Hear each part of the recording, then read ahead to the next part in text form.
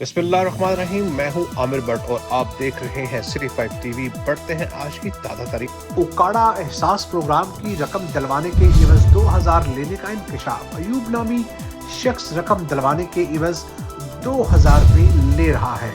मजीद तफसील जानेंगे हमारे नुमाइंदे सज्जाद हुसैन बोतला से।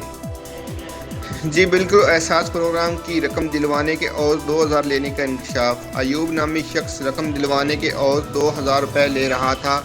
अयूब नामी नौजवान दर्जनों सादा लोह अफराद से शनाख्ती कार्ड ले लेता था।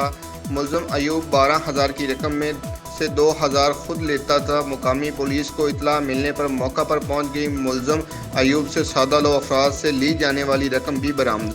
पुलिस मुलज़म अयूब से तहकीकात कर रही है। मुलज़म अयूब 20 जीडी का रहायशी है।